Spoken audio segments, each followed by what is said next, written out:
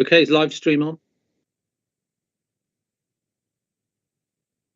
I think it is, yes. Yes, okay. Chair. Thank you. Okay, well, good morning, everybody. I'm Councillor Philip Davis. I'll be chairing this hearing of Subcommittee A of the Licensing and Public Protection Committee of Birmingham City Council. If you could all mute your microphones for the moment in order to improve the sound quality while I talk. If you could also turn off your cameras, with the exception of committee members, because this helps the communications to the bandwidth. Committee members will have their cameras switched on throughout the hearing usually.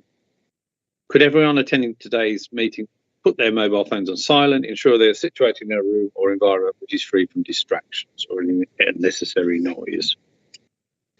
It's important for what I hope are obvious reasons that those attending the meeting are making representations are able to hear me and members of my subcommittee and officers. Any distractions brought to my attention could result in the meeting being suspended temporarily or to another date and time under the regulations for these types of meetings. This is a public meeting and is therefore being live streamed on the City Council's website so that the general public can view it. The formal agenda is as follows. Item 1, notice of recording webcast. I advise the meeting to note this meeting will be webcast to live or subsequent broadcast by the Council's meeting YouTube site, and that members of the press and public may record and take photographs except where there are confidential or exempt items. 2, declarations of interest. Members are reminded they must declare all relevant pecuniary and other registrable interests arising from any business to be discussed at this meeting.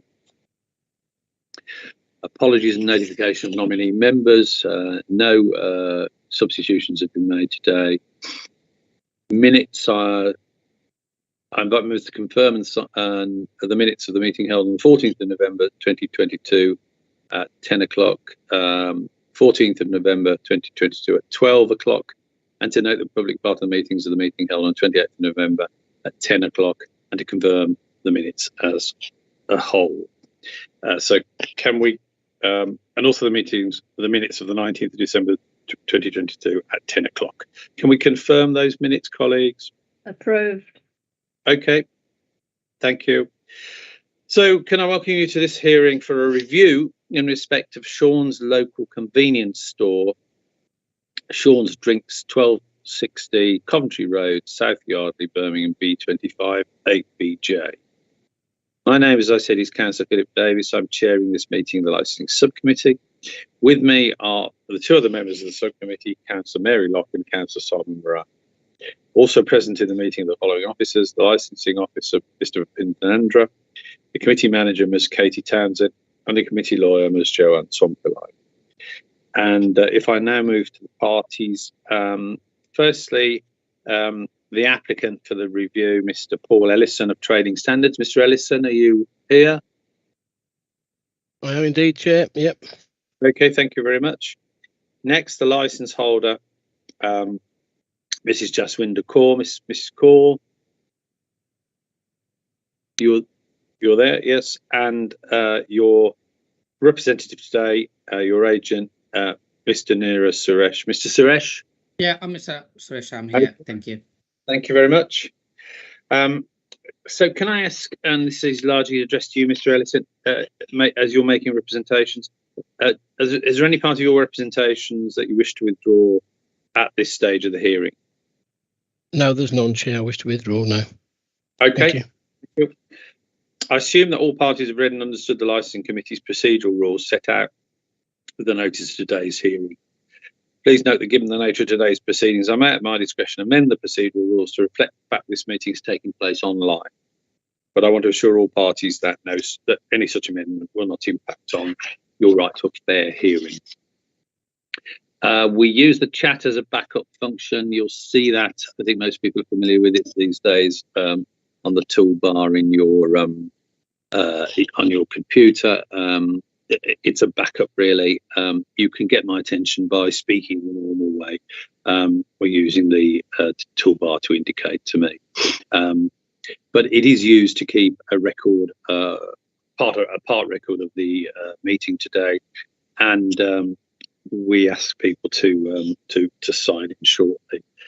I don't think we've got anybody on audio telephone today, so we're all on Microsoft Teams. And again, if I could remind you to keep the camera off unless you're the person speaking, because this assists the broadband the function of the team system will be fine. Okay, this is addressed to the two representatives, Mr. Ellison and Mr. Suresh. Mr. Ellison, do you want to make any preliminary points at this stage? No, I don't. No, Chair, not at all. No. And Mr. Suresh, have you got any preliminary points, which would be about procedure? No, thank you. Okay, thank you. So the procedure we'll be adopting is firstly the licensing officer, Mr. Nandra, will present the report. Then the applicant trading standards, Mr. Ellison, will be invited to present his case, and we allow around 20 minutes for that. Then the license holder or their representative, Mr. Suresh, will be invited to make their case. Again, approximately 20 minutes will be allowed for that part of the hearing. And obviously, if you can speak slowly and clearly, that will help the officers take notes of the meeting. And if it's anybody else's turn to speak, please mute your microphone. And again, you can use the chat function to communicate if necessary. Please note, members of the subcommittee will be able to ask questions at any stage, but we'll try to do so at the conclusion of each presentation. Cross-examination is not allowed. We use the chat function, as I said, as a backup, and the meeting manager will monitor any messages in the chat. If at any point you can't hear, I mean, trying to get our attention through the chat function, please. It may be necessary for the subcommittee occasionally to take legal advice. At my discretion, I may ask all parties to wait in the meeting while members and the relevant officers withdraw to take legal advice using a separate meeting within Microsoft Teams. We'll then return to this meeting and continue. If we have any live stream problems with the broadcast of the meeting today, I'll ask you all to mute your microphones and cameras and to stop speaking until the live stream is restored. And if we go into private session, we turn off the live stream for that session. Then when we return, the live stream is recommenced. At the conclusion of the hearing, I'll invite all parties to make a brief closing submission. And can I stress, no decision will be taken until all the evidence has been heard. At the decision-making stage, the members and relevant officers will withdraw from this meeting in order to determine the decision. They will go into a separate Microsoft Teams meeting. In the event the members need to clarify any point, you'll be telephoned by the meeting manager. Now, one point I have missed is that we all need to put our names into the chat function to provide a record to assist the officers taking notes. So if you could go to the chat function, as I say, that is in the little speech bubble, and just put your name in. That will give us a record of attendance today. I'm just doing that. So if we can just put that in, and then we'll be able to move on. Chair, it's Paul Elson, Phoning Stands. I have a few problems doing that, but so I can't do that currently. Oh, okay. Sorry about that. Okay, that's not a problem. Don't worry. It just helps us with particularly external attendance. Okay, that's fine. Okay. So we'll now return to the main agenda. Okay, so I'm now on to hearing from the licensing officer, Mr. Bhinder Nandra. Mr. Nandra, could you present your report, please? Thank you, Chair. The Chief Inspector of Weights and Measures applied on the 22nd of November 2022 for a review of the premises licence under Section 51 of the Licensing Act 2003 for Sean's Local Convenience Store trading as Sean's Drinks, 1260 Coventry Road, South Yardley, Birmingham, B25 8BJ. The purpose of the report is to consider an application to review a premises licence. A representation has been received from the premises licence holder, which is attached at Appendix 1. The review application is attached at Appendix 2.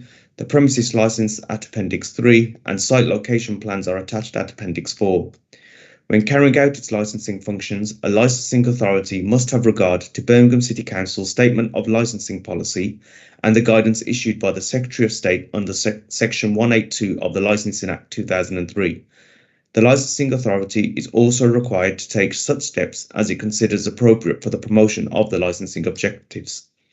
The options available to the subcommittee today are to modify the conditions of license, exclude a licensable activity from the scope of the license, remove the designated premises supervisor, suspend the license for a period not exceeding 3 months, revoke the license, or to take no action. Where the authority takes a step to modify conditions or exclude a licensable activity, it may provide that the modification or exclusion is to have effect for only such period not exceeding 3 months or as it may specify. Thank you, Chair. Thank you very much. Okay, so I'd now like to invite Mr. Elson of Trading Standards to make his presentation. Mr. Elson. Thank you, Chair. On the 25th of August 2022, Trading Standards Officer Jim McCormack visited the premises of Sean's Local Convenience Store, 1260 Coventry Road, South Yardley, Birmingham. This was part of a Trading Standards project to inform retailers of the legislation relating to the sale of nicotine inhaling products, commonly known as e-cigs or vapes. A pack of information explaining the nicotine inhaling products, age of sale and proxy purchasing regulations 2015 was issued to Mr. Kaka Singh, who was serving behind the counter at the time of the visit. Along with the information pack issued, it was explained that e-cigs or vapes should not be sold to any person under 18 years old. It was also written down on a trader's notice, which was left to confirm the information given, notification of action required, and as a receipt for the information.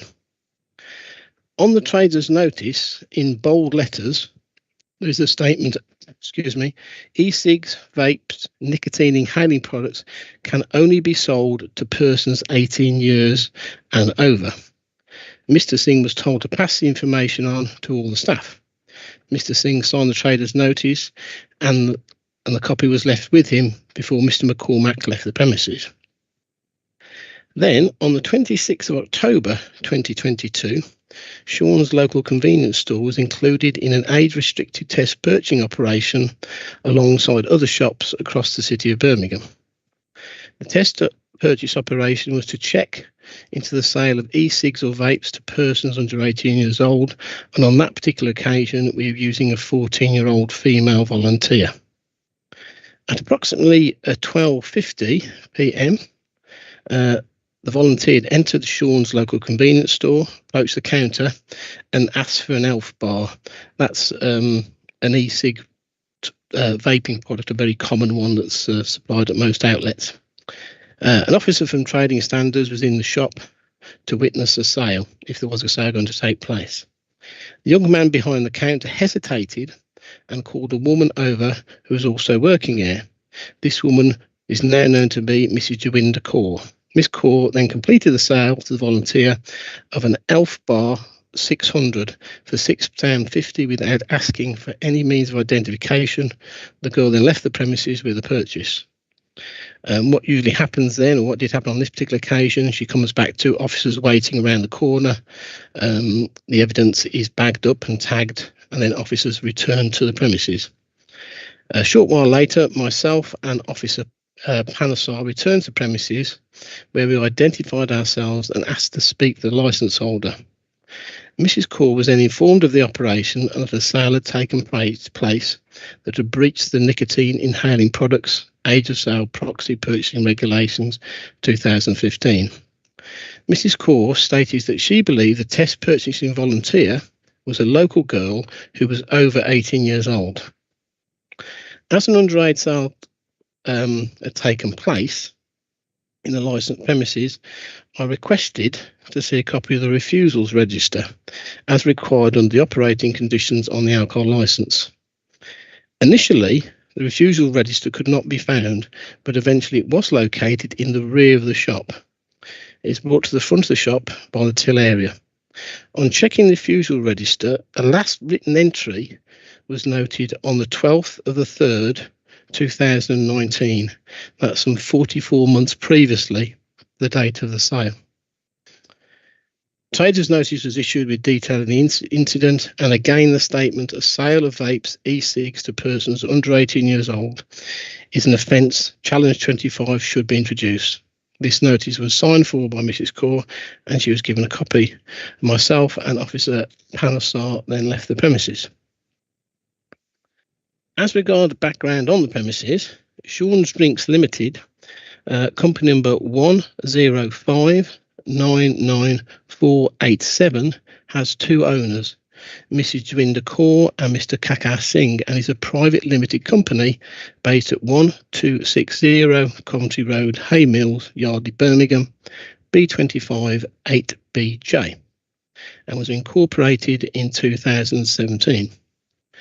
The alcohol licence from the premises, Sean's Local Convenience Store, trading as Sean's Drinks, at the address is held by Mrs. Jaswinder Kaur. She is also the designated premises supervisor. The licence was issued in February 2017 and is number 4280. This licence has three conditions that are pertinent to this review today. Though the actual licence relates to alcohol sales and not age restricted products in general, there are certain elements that are transference between them.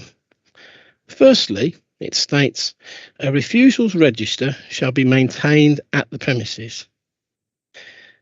On the day of the sale, it took considerable time to try and find the actual book. Secondly, it stated a refusals register should be signed off weekly by the designated premises supervisor, or the DPS as it's commonly known. When it was found, the actual book hadn't been signed for over 44 months. In fact, from the evidence on the day of the purchase, which is the 26th of October 2022, the last recorded cheque on age restricted sale was in the first calendar month of the actual alcohol licence being granted. So when they received the licence, they did some checks, and according to the actual register given to me, there hadn't been any checks done after that. The refusals register should be easily located, by the till being the most obvious place for it to be. If it had been lost, then another register should have been started. It is difficult to believe that there have been no challenges or refusals that have been done in such a long period of time, particularly in that particular area where it's on a main thoroughfare out of the city of Birmingham going towards Solihull and the airport. Thirdly, it states the premises shall operate a Challenge 25 policy. A Challenge 25 policy is not exclusive to alcohol sales. It is good business practice to operate it across all age-restricted products. This not only colours uniformity in practice, but might stop such incidents as this one from ever taking place. The test purchaser in this case was a 14-year-old child, a lot younger than the Challenge 25 age. And finally, irrespective of all the above, a Trading Standard Enforcement Officer had visited the premises only 2 months previous to the test purchasing operation on the 26th of October 2022 and gave Mr. Cocker, one of the owners of the business, full guidance on the nicotine inhaling products age of sale regulations 2015, as well as a specific warning about underage sales of such products. There's been no previous history related to this issue since Miss Kaur and Mr. Cocker took over the licence in February 2017. And that is the end of my submission, Chair. Thank you very much, Mr. Elson. I'll ask members if they have any questions. Councillor Locke, do you have any questions? No questions, Chair. Councillor Morrell? No questions at this moment, Chair. Okay. I think the same from me, Mr. Elson. So thank you very much for your presentation. Is that what you'd like to say to the committee at the moment? Yes, that's correct. Thank you very much, Chair. Okay, thank you. Thank you. Thank you. Okay, so I'll move to the license holder, then to Mrs. Kaur and her representative, Mr. Suresh. So, Mr. Suresh, would you like to address the committee? Yeah, thank you, Chair. And thank you for all the information. I think what I would like to say, Chair, on the in terms of this test purchase failure, and since the license holder knew that the authorities planning to put a review application, she contacted me to support with that, to talk to them, to find a way we can, do something about this. And I sent an email on the 22nd of November to Martin Williams, and actually, to Martin Williams. And I didn't get any response. Then I sent an email to Paul Elson on the 23rd of November. I think the review has been put forward on the 22nd. On the same day, I sent an email as well to see whether we can talk to them and see whether they can put a hold on the review, and then we can talk to them to see the steps the license holder can take in order to prevent and promote the licensing objectives, including maybe reviewing the conditions on the license, currently exist. But I haven't heard back from them. So since then, the premises license holder has upgraded her system. I mean, going through a training programs and upgrading her, refusal books and things like that. Yeah. And, we heard that, why this review was put forward. So the review was put forward because on the 26th of October 2022, there was a test purchase failure. And secondly, they didn't find the refusal book. And we are here today, and there is no breach of conditions, because part of the conditions on the license, it says the refusal books need to be maintained. So it was maintained, but what happened on that day? They couldn't find that refusal book. So she has to call another staff. One of her husbands, he came and he found the book and the back. When they brought the book, that was really the old book. And then later on, they find the, obviously the new book was there. So we send some pages of the refusal book, and the staff training did happen. It was there as well. And all the staffs are trained, and the premises license holder herself, she's been working there since 2017, and there is no underage, there's no complaints, nothing happens, So what really happened, Chair, and it was a mistake by the license holder selling to this underage, and she regret that. And I wanted to, I'm going to ask her to say, what she wanted to say, why this has happened as a mistake on that day. Chair, I think going forward, because right now, we send some documentation to prove the system exists to prevent any underage sales. So we have been the applicant, we've gone through the conditions that is proposed by the trading standard, and then we are happy to upgrade that to the current conditions. The condition that put forward by the trading standard, which are there. And what I would like to say, Chair, I think these are already implemented, so they have a system in place. So the failure there, they were, selling to underage is one of the failure. And test purchase failure, and not having the refusal book on that day. Those are the two issues, that been now rectified, and they now have a place, where all the staff know where they, the refusal book is going to put in a place, so that can be found anytime when the officers visit. Yeah, I think in this moment, I would like to get Yaswanta to say, to explain, on that day, what really happened, why she made a mistake. So I think it's good to hear from her on that. Yeah. Yaswanta, would you like to say, on the test purchase on the day happened, And you wanted to say about how you've been operating in terms of underage sales. Have you done anything in the past? Were there anything? I think you have to unmute yourself. Yeah. Yeah, hi there. I like to say, before that happened, 26th of October, is a council came and they said we have to clean our kitchen, tidy up stuff. So we just tidy up. I put this like my books somewhere safe because just in case we tidy up everything is not be misplaced. I put safe one time. So that day is the steady standard came that day is a one lady coming first time. She come in the shop and she buys something 30p or 40p, and then she comes second time and she comes, I think she took something as well, 30 pence or 40 pence.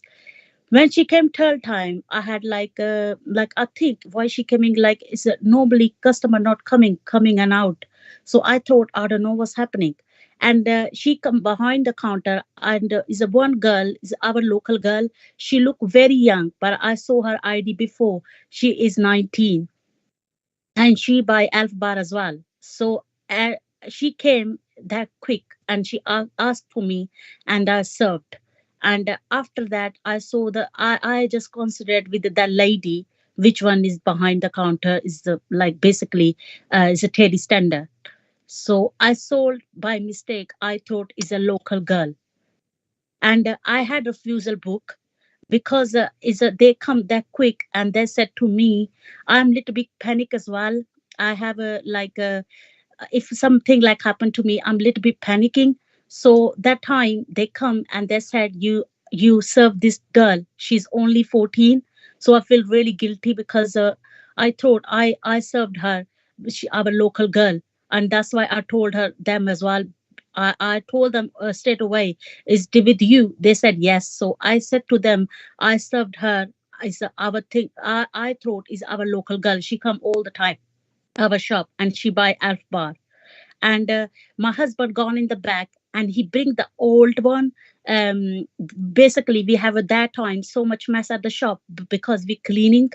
And he brought from back this refusal book. That was old because I know it. I have a challenge 25 one here. I've always maintained my book. I sign it because I know it. And I have this one as well. As I look every time and I signed, you can see, and I find it, and now I put on one like in the box on the under the till everything because we just cleaning, and that day, after that is a lady come as well, council one. She said is everything is clean, so that happened that day. Right, great, thank you, Jaswinta. Chair, I think you can hear, is I mean, what I hear when she told me this, I was thinking, okay, it's a human error, she made an error on that day. So going forward, Chair, I think we don't see that is, considering, what we heard from her, we don't see any suspensions needed since we implemented all this already.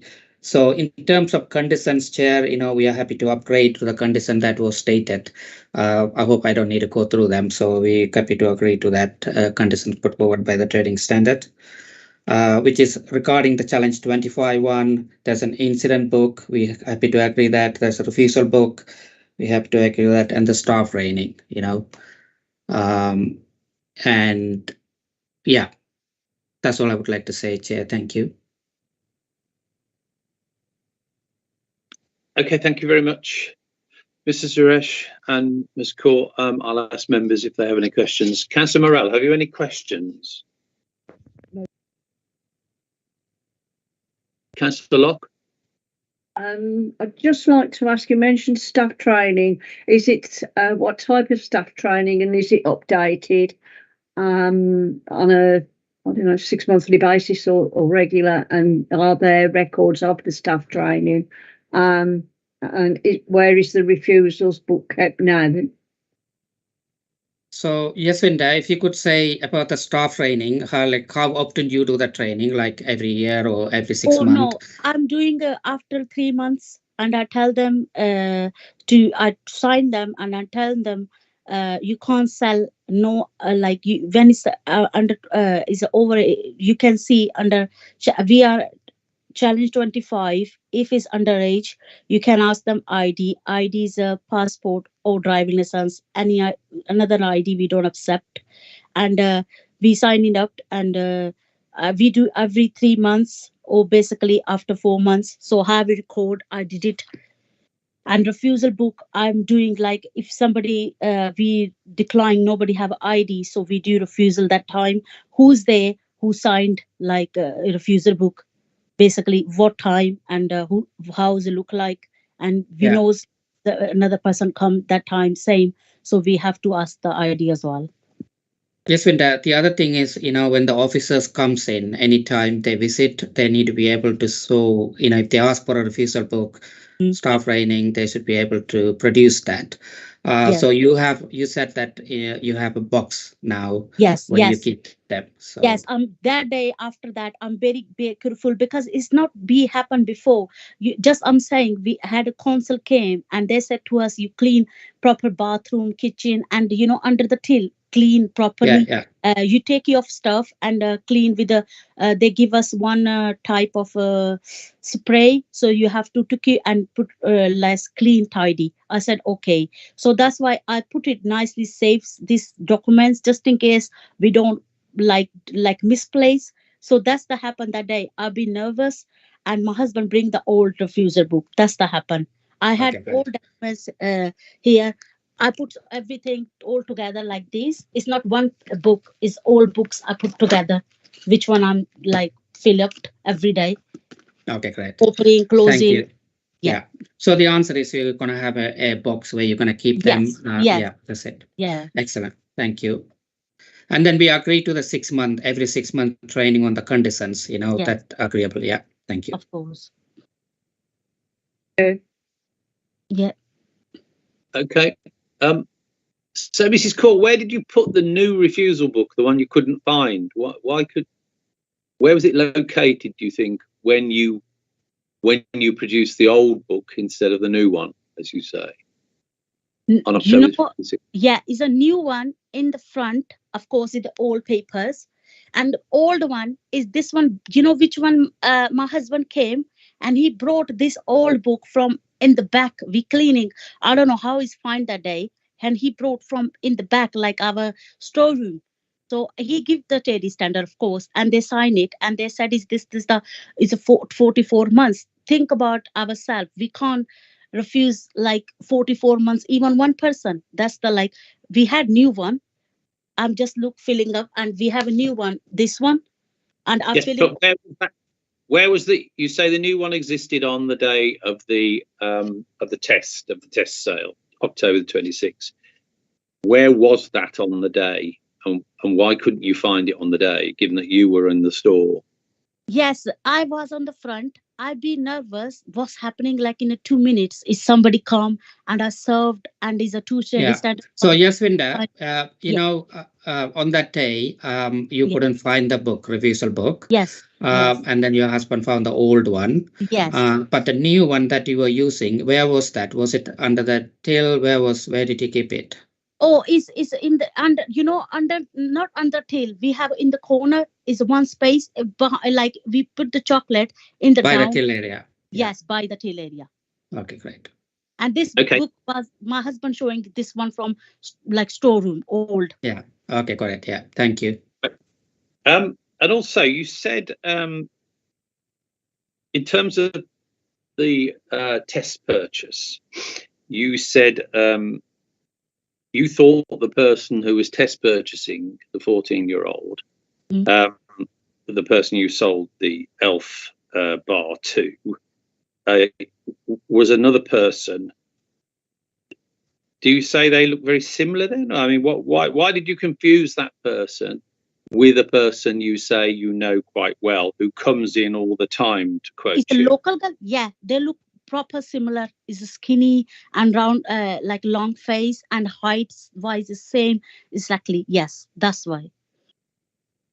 But you say the person who you normally sell to legally, the 19-year-old, comes in all the time.